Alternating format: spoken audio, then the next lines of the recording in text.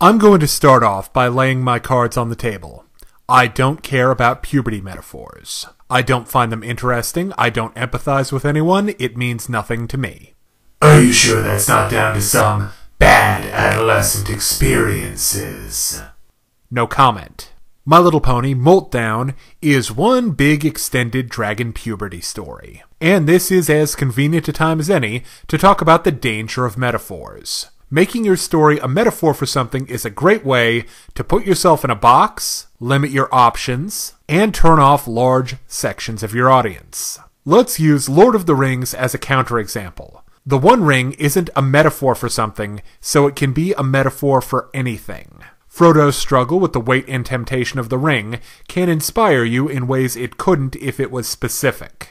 You also lose the ability to do something different or expand on how your fantasy world works. Remember the first time Spike grew up?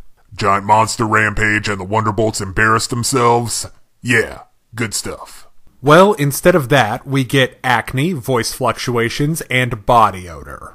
Is there at least a monster fight? Actually, there is.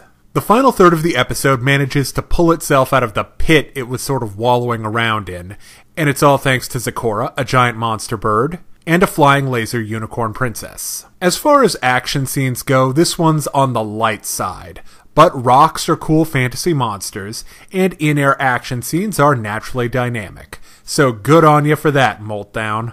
Now let's look at the big change to the status quo. Spike has wings. Now all he needs is a magical horn and he can be a princess, just like Twilight.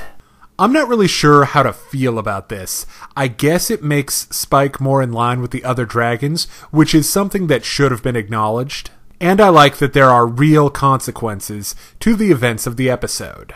But on the other hand, I don't feel like this was something that needed to happen, or that this concludes an arc. It's just kind of a thing, you know? Let's move on to the comedy.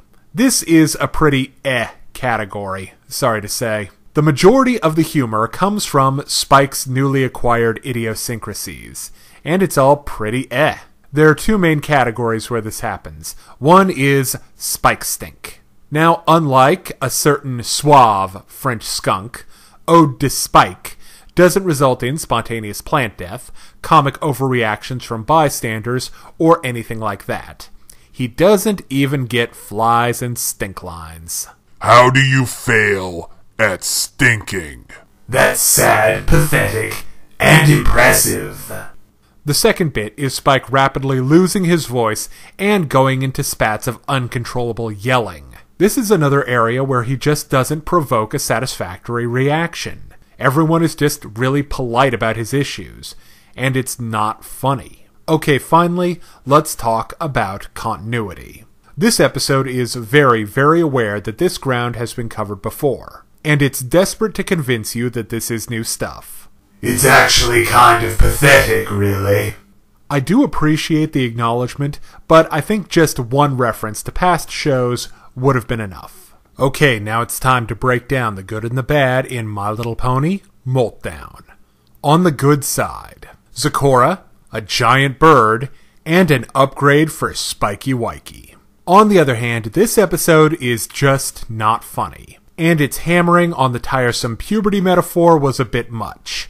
So I give My Little Pony, Molt Down, a 3 out of 5. Now, if you're interested in more reviews of anime, movies, TV shows, comic books, or video games, check out my channel right here on YouTube, and find my Facebook and DeviantArt pages for video updates and more. Thank you for watching. Hey kids, today's show is brought to you by the letter 4 and the number potato! I'm a stupid private.